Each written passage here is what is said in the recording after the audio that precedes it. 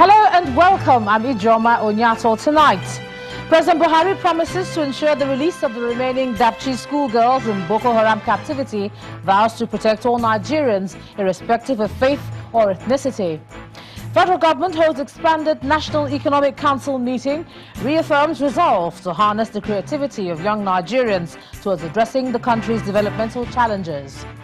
Ahead of the 2019 general elections, former President Olusegun Obasanjo challenges Nigerian women to fight for a place in the country's political space. And President Donald Trump to impose tariffs on about $50 billion in Chinese goods and limit the country's investment in the U.S. for alleged years of intellectual property theft. On Business News tonight, Senate confirms nomination of Aisha Ahmed and Edward Adamu as deputy governors of the Central Bank of Nigeria and 3 members of the Monetary Policy Committee. On sports news, the International Association of Athletics Federation approves Asaba in Delta State as one of its venues for the Diamond League from July this year. And from Abuja, a celebrated hearing of former National Security Advisor Colonel Sambo Dasuki's money laundering trial gets underway as court fixes May 2nd and 3rd for definite trial.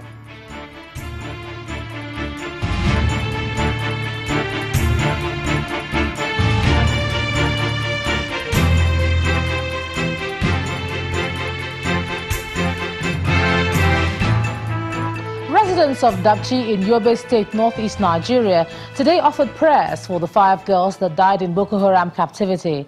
The parents who prayed for the repose of the souls of the students also called for unconditional release of the girls still held hostage on religious grounds. The release of the Dapchi students by Boko Haram certainly brought back joy into the community. But sadly, that happiness was not felt by all. This is because out of the 110 students abducted, 5 lost their lives, while 1 is still in captivity. The reaction of these parents at the news of the demise of their children is heart-wrenching. This prayer session is in honor of those students that died. The atmosphere is a solemn one. This man recalls the agony he felt upon realizing his daughter was not part of those freed. I was troubled when other girls were seen on arrival, but my daughter Aisha was said to have died along with 4 others. All the same, I thank Almighty Allah for this and prayed for the repose of their souls.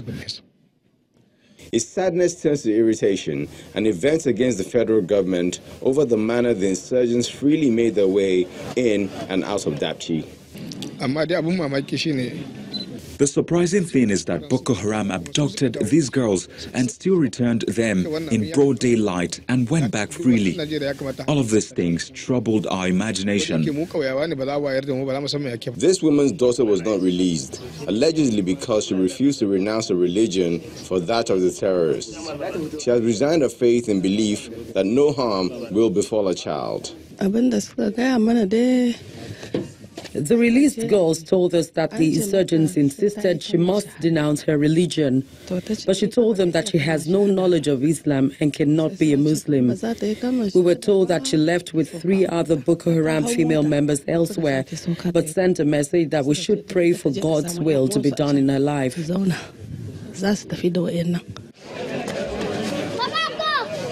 excitement has simmered and things appear to be gradually returning to normal. But the people of Dapchi have shared an experience which has left them feeling both relief and sorrow at the same time.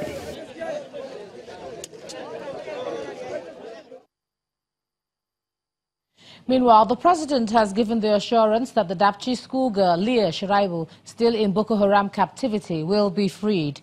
In a statement by his aide on media and publicity, Garba Shehu, President Muhammadu Buhari explains that he is as committed to the freedom of the remaining girls as when all 110 of them were with the terrorists. While promising that Ms. Shiraibu will not be abandoned, the statement adds, quote, President Buhari is fully conscious of his duty under the Constitution to protect all Nigerians, irrespective of faith, ethnic background or geopolitical location, and will not shirk in this responsibility. The President is equally mindful of the fact that true followers of Islam all over the world respect the injunction that there is no compulsion in religion. To this effect, no one or group can impose this religion on another. End of quote. The President commiserates with parents of the dead students and the ones still away, promising to ensure that she is released. And the President has also promised to address the security situation in Zamfara State before the beginning of the rainy season. He made the promise today when he paid a condolence visit to those affected by the recent crisis between farmers and herdsmen in Gusau, the Zamfara State capital. Our correspondent Gloria Umezuke reports. In continuation of the President's visit to 5 troubled states, which have been the target of vicious attacks by herdsmen and bandits, President Muhammadu Buhari arrived amidst cheers to Zamfara State to condole with the people of the recent attacks that destroyed hundreds of lives and property.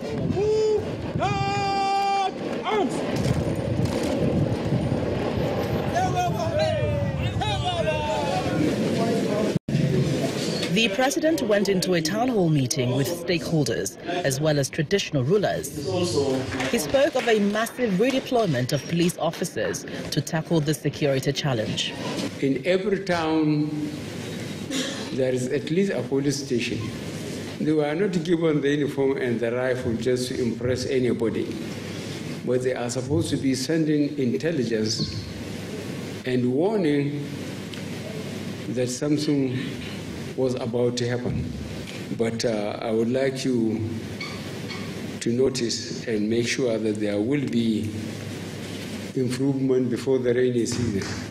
Although the President expressed concerns over the huge unemployment among the youths, he assured the state of his support, vowing not to lose focus in his quest to restore order and accountability.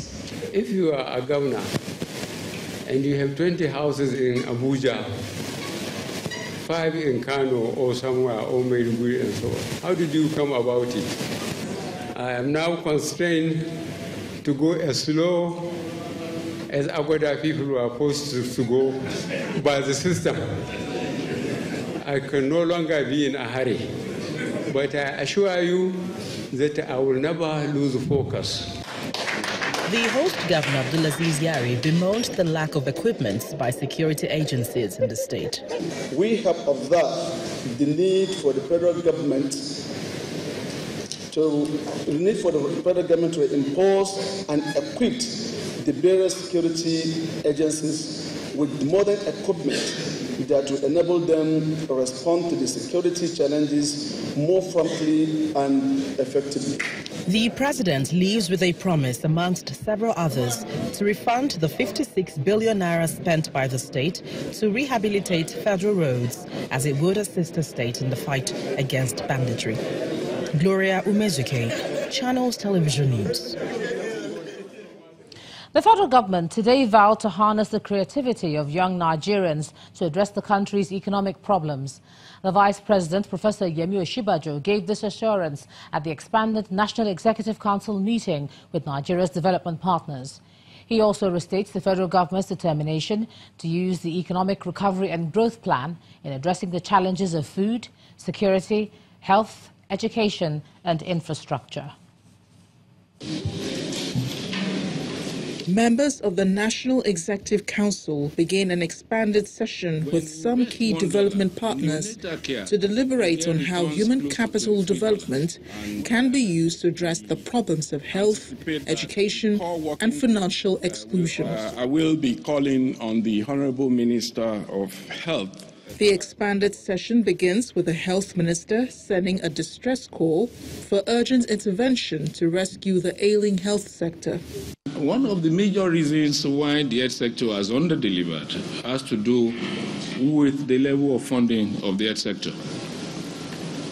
When compared to many other countries, we have persistently over the years underfunded the health sector. And because of this chronic underfunding, the health sector has underperformed. So investing in health is a win-win for everybody. With a strong appeal for increased investment in health, the next agenda is a case for the education sector. The Minister of Education insists that increased budgetary allocation to schools holds the key to Nigeria's economic future. Education is today recognized as the major currency by which nations maintain economic prosperity. Therefore, this nation must make conscious effort to multiply what we allocate to education every year. While pledging the support of the country's economy and growing population, Nigeria's development partners prescribe a practical agenda to chart the way forward. We're eager to support you as you work to make Nigeria a global economic powerhouse that provides opportunity for all its citizens. The most important choice you can make is to maximize your greatest resource, the Nigerian people. Nigeria will thrive when every Nigerian is able to thrive. If you invest in their health, education, and opportunities, the human capital that we're talking about today, then that will lay the foundation for sustained prosperity. In Nigeria, we have largely achieved growth by extracting natural resources and are now building on that through our physical infrastructure. But we must also remember that it is our young people that will drive our future success. The Vice President, in his address, offers assurances of the federal government's determination to address Nigeria's economic challenges with the Economic Recovery and Growth Plan. This social investment program, which is a key component of our Economic Recovery and Growth Plan, is possibly the most ambitious in Nigeria's history. It aims to ensure ultimately that no one is left behind and that Nigeria's wealth is more equitably distributed to its vulnerable populations, the young and old, male and female, regardless of where in the country they live or what language they speak. The action plan is set. The next move will be to walk the talk with the financial inclusion plans, especially in the areas of health and education. And the expanded National Executive Council meeting then entered into a closed-door session, after which the president of Dangote Group of Companies, Aliko Dangote, spoke with State House correspondents.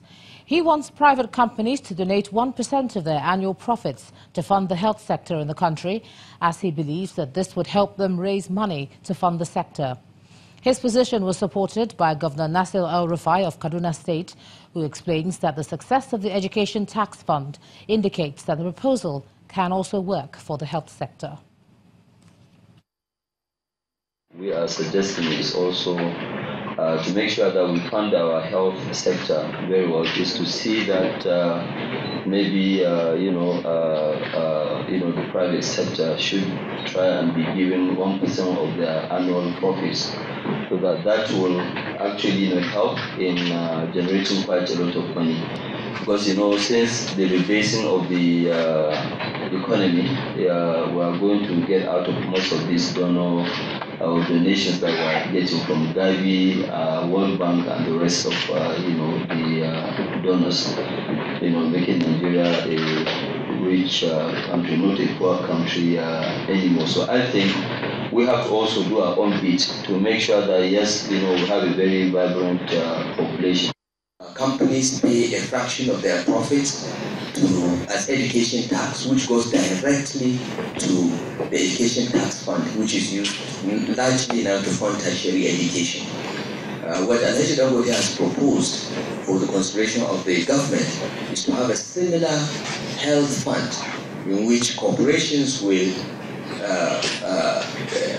be required to pay a percentage of their profits that will go into a national health fund that can be managed jointly with private sector participation to ensure that primary